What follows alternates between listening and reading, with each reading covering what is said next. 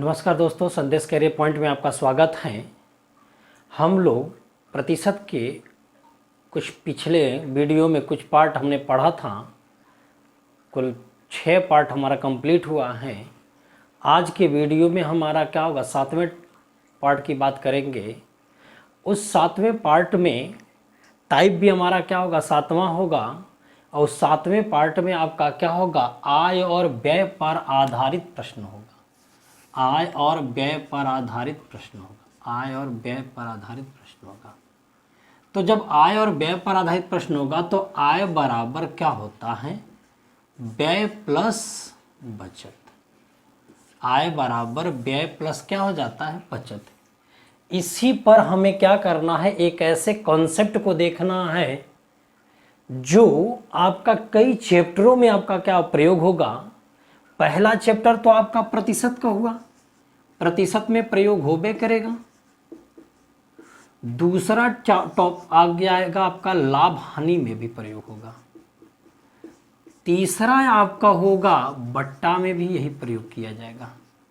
और चौथा आपका क्या होगा, साधारण ब्याज में भी प्रयोग होगा। और जो 5वां आपका क्या होगा, औसत में भी प्रयोग किया जाएगा। ठीक, तो कहीं ना कहीं हमारा क्या होगा, एक छोटा सा कॉन्सेप्ट है और आपका क्या कई चैप्टरों पर प्रयोग में हो रहा है। तो उस कॉन्सेप्ट को हम लोग क्या करेंगे, समझेंगे। तो कॉन्सेप्ट में आपका क्या होगा, कॉन्सेप्ट यही है कि जैसे हम लोग औसत का जिक्र इसमें किए तो साफ साफ लग रहा है कि जब इस पे जो भी हम नया कॉन्सेप्ट बताने जा रहे हैं वो औसत पर भी यूज हो रहा है। इसका मतलब सीधा सीधा बात है, हमें यहाँ पर जब भी निकालना होगा तो औसत ही निकालना पड़ेगा। ठीक, तो औसत निकालने के लिए क्या होगा, जैसे हमें आय और व्यय वाले में परसेंटेज में वृद्धि और कमी होगी, तो इसका मतलब होगा कि वहाँ पर हमें औसत निकालना होगा। तो टोटल परसेंटेज में वृद्धि और कमी का टोटल योग बटे किसमें मिला करके वृद्धि या कमी हो रही है उसका हम भाग दे देंगे, तो हमें पता चल जाएगा कि कुल कंप्लीट जो आपका वृद्धि और कमी हो रही है वो कैसा हो रहा है। ठीक है ना।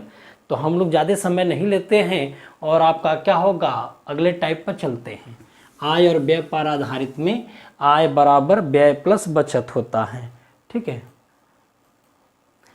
तो क्वेश्चन में आपका कह रहा है कि सोनू अपनी आय का 15% बचा लेती है यदि उसकी आय में 20% की वृद्धि होती है और वह अब भी पहले जितनी ही बचत करती हो तो उसके खर्च में कितने प्रतिशत की वृद्धि हुई।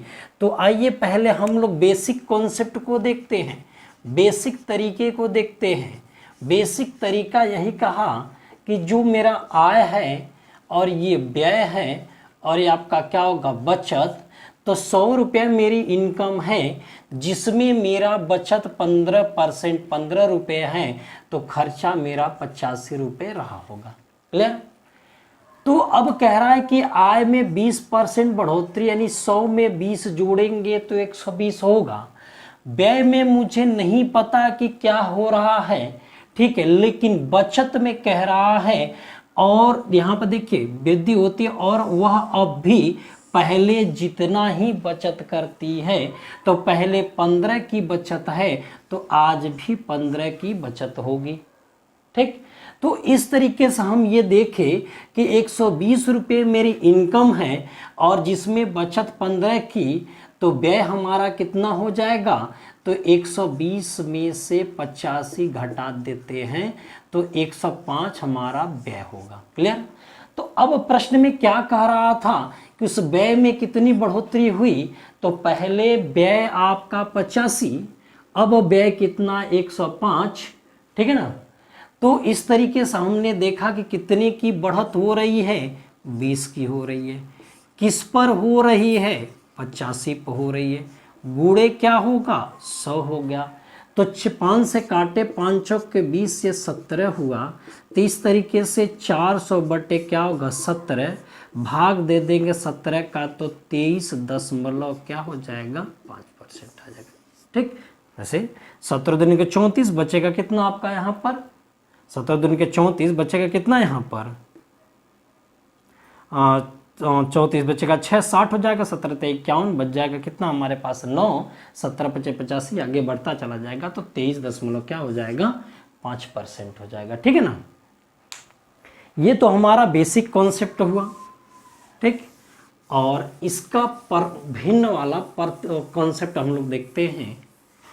तो भिन्न वाले कॉन्सेप्ट में यही है कि भाई 15% बराबर 3/20 हो गया, तो ये आय हुआ और ये क्या हो गया बचत हो गई। तो आय हमारा 20 है, आय 20 है और बचत हमारा कितना है 3 है, व्यय हमारा कितना होगा तब 17। आपको पता कि आय बराबर व्यय प्लस बचत, यानी व्यय और बचत का योगफल क्या है आय के बराबर हुआ। ठीक, कह रहा आय में 20% बढ़ोतरी, चलो 20% बढ़ा देते हैं।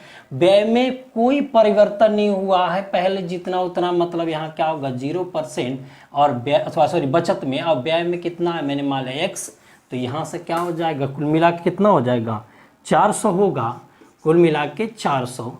यहाँ कितना होगा 0 + 17 x हो गया। तो ऐसे में हम देखेंगे कि x बराबर 400 बटे क्या होगा 17, तो यहाँ से 23 दशमलव क्या होगा 5। थोड़ी कैलकुलेशन कम हो जाता है, चूंकि एक ही कॉन्सेप्ट है, उसी कॉन्सेप्ट पर हम लोग क्या करेंगे अथवा कई टाइप के क्वेश्चनों को कई चैप्टरों में जाके लगाएंगे, इसलिए थोड़ा सा कॉन्सेप्ट को हम लोग क्या करें समझ ले। ठीक है ना, हल्का फुल्का भाई देखिए क्या होगा, कुछ चीज़ें हम लोग रट लेते हैं, कुछ चीज़ें ऐसे ही ट्रेंडम बता देते हैं हर क्वेश्चनों पे अलग अलग कॉन्सेप्ट से, तो भाई आसान तो हो जाएगा, जल्दी लग जाएगा। लेकिन यदि हम एक कॉन्सेप्ट को सीखें और हम कई चैप्टरों में यूज करें तो शायद बेहतर हो जाएगा। ठीक है ना। तो अगले प्रश्न की तरफ चलते हैं। मेरा अगला प्रश्न है, अनु अपनी मासिक आय का 68% खर्च करती है, यदि उसकी मासिक आय 20% की वृद्धि और उसकी मासिक बचत में 9.3/8% की वृद्धि होती है, तो उसके मासिक व्यय में कितने प्रतिशत की वृद्धि होगी। अब ये बताइए, आय हमारे पास कितना इसका है 100, जिसमें खर्च हमारा कितना है 68, तो बचत कितना हो गया 32। कह रहा है कि आय में 20% बढ़ोतरी 120, बचत में कितना 9 से 3/8, तो 9 8 72, 3 75 बटे क्या होगा 8। अब बताइए 75/8 है, तो 32 का 75/8 निकालेंगे, 75/8% मतलब 800, तो यहाँ से 25 3 75, और यहाँ क्या होगा 25 3 75, बचेगा कितना 5, 25 दूनी 50, 32 से कट जाएगा तो कितना बढ़ेगा 3 बढ़ा, तो 32 3 कितना होगा 35। क्लियर हुआ। 120 रुपये आपकी इनकम है, 35 रुपये हमारा बचत है, तो व्यय कितना हो जाएगा 10 में से 5 गया क्या 5, 11 में से 9 गया 8 3 11 हो गया। क्लियर है। अब बताओ, पहले व्यय कितना था 68, अब व्यय कितना है 85, कितनी बढ़त हो रही है 17 की, किस पर होगी 68 पर, गुणे क्या होगा 100, 17 कम 17 चौके 68, इससे काटेंगे तो कितना परसेंट हो जाएगा 25% हो जाएगा। ठीक है ना, ये आपका 25% हो जाएगा। ठीक,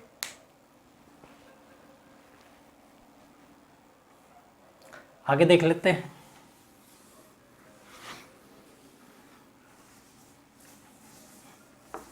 भाई देखिए, इसको मिश्रण के नियम से भी लगाया जा सकता है, लेकिन थोड़ा वहाँ कैलकुलेशन ज़्यादा रहता है, इसलिए हम उस पर ज़्यादा विचार नहीं कर रहे हैं। ठीक, अगले क्वेश्चन पर चलते हैं। अगला क्वेश्चन कह रहा है कि ए की आय बी की तुलना में 60% कम है, यदि ए का व्यय बी के व्यय के 60% के बराबर है, यदि ए की आय बी की आय के 70% के बराबर हो, तो ए और बी की बचत का अनुपात क्या होगा। ठीक है, आइए भाई थोड़ा सा देखते हैं। ए की आय, ए और बी यहाँ पर है, ये आपका आय है। ए की आय बी की आय की तुलना, बी की तुलना में 60% कम है। यदि मैं इसको 100 कहता हूँ तो ये कितना हो जाएगा 60 कम हो गया तो कितना होगा 40 हो जाएगा। ठीक, फिर क्या कर रहा है प्रश्न में, ए का व्यय बी के व्यय के 60% के बराबर है, तो यानी ये व्यय हम लोग कहें तो ये 100 हिस्से हैं और ये कितना होगा 100 का 60 कितना होगा 60 हिस्सा होगा। ठीक है, हम चाहते थे इसको रेशियो भी बना लेते हैं, वैसे भी लगाना तो ऐसे भी छोड़ देते हैं। ठीक है, आगे बढ़ते हैं हम लोग। क्वेश्चन में कह रहा है कि यदि ए का आय बी के व्यय के 70% के बराबर है। ए की आय, एक रिलेशन दिया है आय, बी का व्यय, बी का व्यय, तो ए की आय बी के व्यय का 70 है, यानी बी को यदि मैं 100 मानता हूं तो उसका 70 कितना होगा 70 हो जाएगा। साफ साफ लगा, यदि हमारे पास ए का आय 70 रुपया है और बी का व्यय मेरा 100 रुपया है, तो जब बी का व्यय 100 रुपया है तो 100 रुपये में 100 है तो एक में एक आ जाएगा, तो 60 में कितना हो जाएगा 60 होगा कि नहीं, ये बताइए। 60 में 60 होगा। और यहाँ क्या होगा, ए की आय 70 है, मतलब 40 में कितना है 70 है, तो एक में कितना हो जाएगा 7/4 हो जाएगा। क्यों, 40% में 70 के है तो 1% में 7/4 के, तो 100% में कितना हो जाएगा 100 गुणे 7/4, यहाँ 25, 25 7 175। क्लियर हुआ। अब आप बताइए ए की इनकम कितनी थी 70, बी की इनकम कितनी थी 175, ए का व्यय कितना था 60, बी का व्यय कितना था 100। तो आप बताइए यदि मैं बचत आपसे पूछूं कि बताओ बचत ए और बी का क्या होगा, तो आप कहोगे ना कि 70 रुपये कमा के 60 रुपये खर्चा किया था, ठीक, और 175 रुपये कमा के 100 रुपये खर्चा कर दिया था। तो हमारे पास यहाँ क्या बचत हो गई थी 10 रुपये की, यहाँ बचत कितनी की 75 की, तो 5 दूनी के 10, सॉरी 2 से 5 से काटे, 5 दूनी 10, अब 15 पचे 75, तो रेशियो कितना 2 संबंधे 15 के हो जाएगा। तो इस तरीके से हमारा क्या होगा, डी वाला उत्तर आपका सही होगा। ठीक है ना। बस थोड़ा सा देखिए एक दूसरे से मिलान कहाँ है। ए का आय बी के व्यय से अथवा आय के 60% कम है तो 40/100 हो गया, और बी ए का व्यय बी के व्यय का 60 है तो 60 लिख दिया गया। फिर ए की आय बी के व्यय का 70 है तो 100 का है तो 70 हो जाएगा। बी का 100 रुपया व्यय बता रहा है तो 100 में 100 है, एक में एक है तो 60 में 60 रुपया ए का व्यय हो गया। अब क्लियर है कि यहाँ पर ए की आय 70 है तो 40% पर 70 तो 1 पर 7/4 तो 100 पर कितना होगा। अब क्लियर हो गया कि ए ने 70 रुपये कमा के 60 रुपये खर्चा किया, 10 रुपये बचाया। बी ने 175 रुपये कमा के 100 रुपये खर्चा किया, 75 रुपये बचाया। अनुपात निकालना है तो दो संबंध में क्या हो जाएगा 15 हो जाएगा। ठीक है ना। देखिए थोड़े क्वेश्चन है टफ, लेकिन इत्मीनान से लगाएंगे तो आसानी से लगता चला जाएगा। ठीक है ना। आगे बढ़ते हैं हम लोग। आगे कह रहा है कि ए और बी अपनी आय का क्रमशः 60% और 75% खर्च करते हैं, यानी कि आय और इसका व्यय, ए का और बी का। यदि उसकी इनकम 100 रुपये है जिसमें 60% यदि उसका क्या होगा खर्च है, तो बचत कितनी होगी, बचत कितनी होगी 40% की। भाई ए ने 100 रुपये कमाया जिसमें से 60 रुपये खर्चा कर दिया तो 40 रुपये बचाएगा। फिर क्या कह रहा है, बी ने 100 रुपये कमाया, 75 खर्चा किया, यानी इसमें 60 कम किया, और इसमें कितना कम किया 75 कम किया, कितना बचेगा 25% बचेगा। इतनी बात समझ। फिर प्रश्न में क्या कह रहा है कि ए की जो बचत है बी की बचत की तुलना में 20% अधिक है, यानी कि जो बी वाला बचत होगा यदि वो 100 है तो उससे 20% ज़्यादा तो 120 हो गया। तो 1% पर कितना है जी 3 के, तो यहाँ 100% पर कितना होगा 300 के। मतलब साफ साफ है कि यदि 40 में 120 है तो 1 में 3 तो 100 में 300, मतलब ये है कि ए कितना रुपया कमा रहा था 300 कमा रहा था। अब यहाँ पर देखिए 25% पर 100 है तो 1% पर कितना होगा 4 के, तो 100% पर कितना हो जाएगा, ये कितना होगा 400।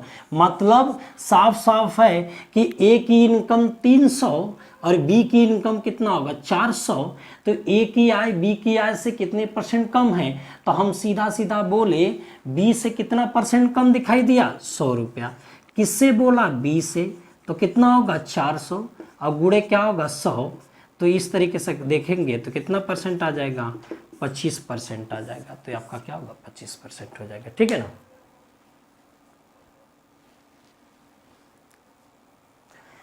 आगे देखिएगा, वीडियो रिपीट करके के आप लोग समझ लीजिए। यदि नहीं समझ में आता है तो कमेंट बॉक्स पे अपना क्या करें, कमेंट करें, उसको हम लोग दोबारा की अगले वीडियो में हम क्या करेंगे, डिस्कस कर लेंगे, ठीक है ना। जो भी चीज़ें आपको समझ में नहीं आ रही है वो आप क्या करें, कमेंट बॉक्स में कमेंट कर दीजिए। जो चीज़ें नहीं आ रही उस पर बताइए, उसको क्या किया जाएगा, दोबारा अगले वीडियो में क्या किया जाएगा, बता दिया जाएगा, ठीक है ना। तो थोड़ा सा साथ निभाते रहिए और आप आगे बढ़ते रहिए। अगला क्वेश्चन है कि सुरभि अपनी आय का 75% खर्च करती है। यदि उसकी आय 20% बढ़ जाती है और बचत 1% घट जाती है तो उसके व्यय में कितने प्रतिशत की वृद्धि और कमी हुई। साफ साफ है कि आय, व्यय और बचत तीनों की बात कर रहा है। तो यहाँ पर क्या होगा, 75% को हम लोग क्या लिखते हैं, 3/4 लिखते हैं। तो आय, व्यय और क्या हो जाएगा, ये बचत। आय कितना है, 4, व्यय कितना है, 3। भाई आय कितना है, 4। हमेशा परसेंटेज में यदि प्रतिशत को भिन्न में बदलते हैं तो जो बटा वाला वैल्यू होता, हर वाला वैल्यू होता हो, वो हमेशा कुल वैल्यू बताता है, ओरिजिनल वैल्यू वाला बताता है। उसकी इनकम बता रहा है कितना है, 4 रुपया, जिसमें से 3 रुपया हमने क्या किया, खर्च कर दिया। तो 1 रुपया हमारा क्या बचत। आय एक तरफ है तो व्यय और बचत का योगफल एक तरफ हो जाएगा, ठीक। और आय में 20% बढ़ा दिया, चलो मैं 20% बढ़ा दिया। व्यय, बचत में 1% घट गया, मैंने 1% घटा दिया। तो व्यय में कितने परसेंट बढ़ोतरी, मैंने क्या दिया, 1% बढ़ोतरी, ठीक। तो यहाँ 25 20 चौके 80 हो जाएगा। यहाँ क्या होगा, 3x माइनस का क्या 1 है, पक्षांतर करिए, 81 बराबर क्या 3x के, तो x बराबर कितने को होगा, 27% के। तो इस तरीके से x बराबर कितने होगा, 27%, ठीक है ना।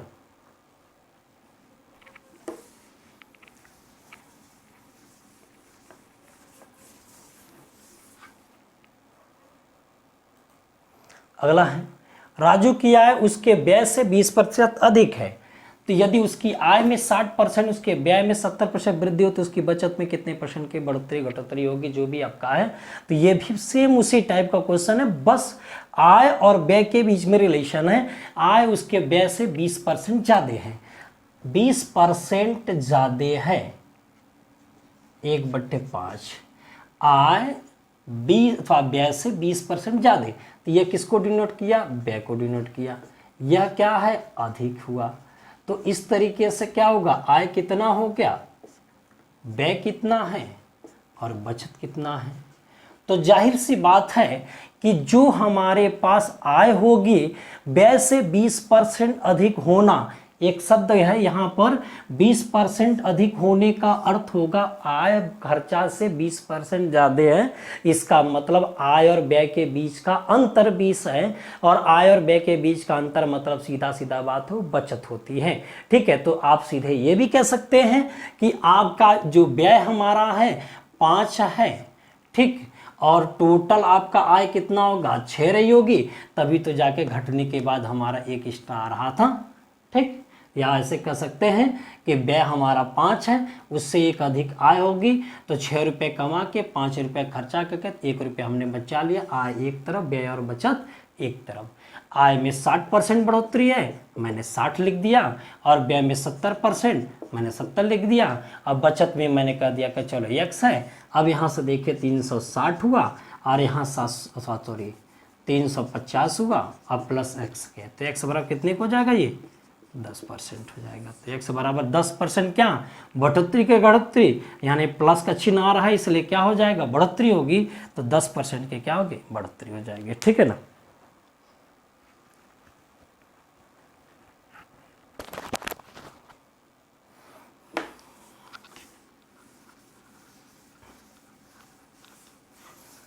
अगला क्वेश्चन है, अगला क्वेश्चन में कह रहा है कि यदि किसी व्यक्ति के व्यय और बचत का अनुपात 5 संबंध 3 है, तो ये देखिए व्यय और ये बचत 5 रुपये और क्या होगा, 3 रुपये, तो आय कितनी हो जाएगी उसकी, तो 5 3 8। तो आय एक तरफ, व्यय और बचत एक तरफ। क्लियर। यदि उसकी आय में 20% बढ़ोतरी, चलो 20% बढ़ोतरी, 20 प्लस व्यय में 10% बढ़ोतरी, चलो 10% हुआ। बचत में कितने मुझे नहीं पता, एक शायद क्या हो गया यहाँ पर 8 दूनी के 16, 160, यहाँ क्या होगा 50, यहाँ क्या होगा 3x, घटा दीजिए तो कितना होगा 110 बराबर 3x के, तो x बराबर 110 बटे क्या होगा 3, तो 3 6 सही 2 बटे क्या होगा 3% हो जाएगा। 36 सही 2 बटा क्या होगा 3% हो जाएगा। बात समझ आई ना भाई। पीछे टाइप का क्वेश्चन मैंने कराया था उसी बेस पर है, बस फटाफट फटाफट क्या कर रख करके सॉल्व करते चले जाए। ठीक है ना। अब आगे बढ़ते हैं हम लोग। अगला क्वेश्चन था हमारा। अगला क्वेश्चन कह रहा है कि किसी परिवार के चावल, मछली तथा खाद्य तेल पर किए जाने वाले व्यय 12, 17, 3 के अनुपात में इन वस्तुओं के मूल्यों में क्रमशः 20%, 30%, 50% की वृद्धि की जाती है। तो परिवार के इन वस्तुओं पर किए जाने वाले व्यय में कुल कितनी वृद्धि होगी।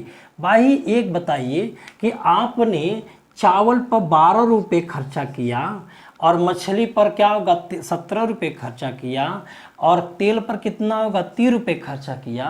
तो मैं आपसे टोटल पूछूं तो टोटल आपका खर्चा कितना इधर आया, तो 17 3 20 और यहाँ कितना होगा 32 होगा। इतनी बात समझ में आ रही।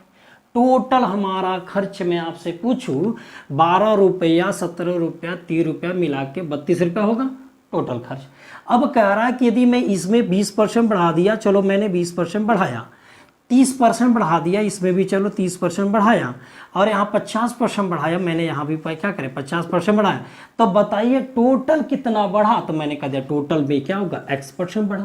क्लियर। अब हम लोग क्या करेंगे, नियम वही अनुपात प्रतिशत का गुणा, यहाँ क्या होगा 240, 17 × 51 510, यहाँ क्या होगा 15 क्या सॉरी 5 × 15 150 और यहाँ क्या 32x।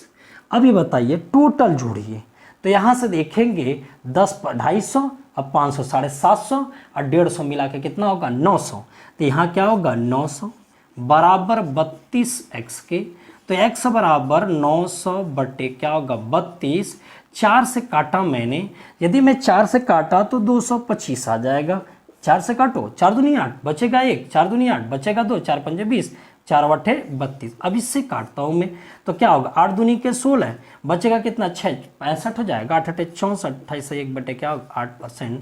ये आपका क्या होगा वृद्धि हो जाएगी। क्लियर है, बात समझ में आ रहा है। बहुत सिंपल है क्वेश्चन।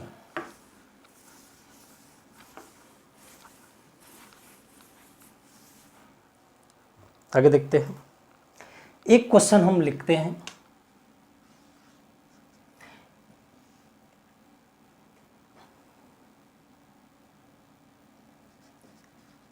एक व्यक्ति की मासिक आय 13,500 तथा मासिक व्यय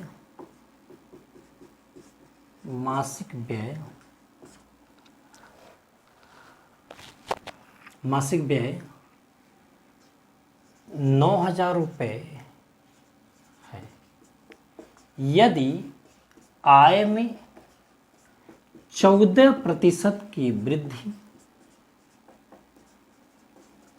तथा बचत में 7% की कमी हो तो व्यय में कितने प्रतिशत की वृद्धि या कमी होगी। ठीक, अब बात यही है भाई, सॉल्यूशन देखते हैं। हम ये कह दिए कि चलो आपका इनकम आय, यहाँ क्या होगा व्यय और ये क्या होगा बचत। ठीक, 13,500 रुपये इसकी इनकम है, 9,000 उसका व्यय है। बताओ तुम 13,500 रुपये कमा के और 9,000 रुपये आपने खर्चा कर दिया तो बचत आप कितना कर पाएंगे 4,500 रुपये। ठीक, कैलकुलेशन आसान करने के लिए आप हमेशा रेशियो बनाने की कोशिश करो। 45 से कम 45, 45 दूनी के 90, अब 45 तरीक का क्या होगा 135 हो जाएगा। तो आय एक तरफ, व्यय और बचत आपका एक तरफ। आय में 14% बढ़ोतरी, व्यय में हमारा बचत में 7% घटोतरी, और यहाँ x है तो इस तरीके से 14 तई 42, और यहाँ क्या होगा 2x माइनस का 7, इधर भेज देंगे तो 2x बराबर 49 हो जाएगा। तो x बराबर क्या होगा 49 बटे क्या होगा 2, तो 16 सॉरी 24 दूनी 48, 24 पंजे 2 दूनी 4, 2 चौके 8, 2 पच्चे क्या होगा 10, तो आपका क्या होगा 24.5% हो जाएगा। ठीक है ना। तो आज के लिए बस इतना ही है आपका, आज का जो सेशन आपका इतने पे ही ख़त्म होता है। कल हम लोग अगली वीडियो में आय और व्यय पर आपका क्या होगा, इसी आय और व्यय का दूसरा पार्ट हम लोग पढ़ेंगे। ठीक है ना। तो वो भी बहुत ज़्यादा इम्पॉर्टेंट है, और ये भी बहुत ज़्यादा इम्पॉर्टेंट, अक्सर एग्जाम में आपका क्या इस टाइप के क्वेश्चन मिले हैं। तो आप क्या करिएगा, इसको विधिवत क्या करिए, पढ़िए, और थोड़ा सा क्या करें मन लगाइए पढ़ाई पे। भाई लॉकडाउन की स्थिति है, बहुत सारे बच्चों का मन नहीं लग रहा होगा इस समय, तो क्योंकि भाई उनको कोई टारगेट नहीं दिखाई दे रहा है कि क्या आगे है क्या नहीं आगे है। ठीक है। हालांकि भाई बहुत ज़्यादा चर्चा में चल रहा है कि जैसे ही लॉकडाउन ख़त्म होगा, लेखपाल की वैकेंसी आएगी, तो भाई इस बात को सोच करके आप क्या करें, प्रिपरेशन करें। और दूसरी चीज़ है कि आप एक चीज़ ध्यान रखिएगा कि 1 महीने 2 महीने में कोई तैयारी नहीं होने वाली है, तो इसलिए आप क्या करें, निरंतर पहले से ही क्या करें, तैयारी करते रहेंगे तो उसका रिस्पॉन्स आपको मिलता रहेगा। ठीक है ना। तो आज का सेशन हमारा क्या होगा, इसी पर समाप्त होता है। यदि आपको क्या होगा वीडियो अच्छा लगता हो तो आप क्या करें, लाइक और सब्सक्राइब क्या करेंगे, करते रहें, जिससे कि आपको क्या होगा, नोटिफिकेशन वगैरह आपका क्या मिलता रहे। ठीक है ना। तो आज के लिए बस इतना ही। ओके, धन्यवाद।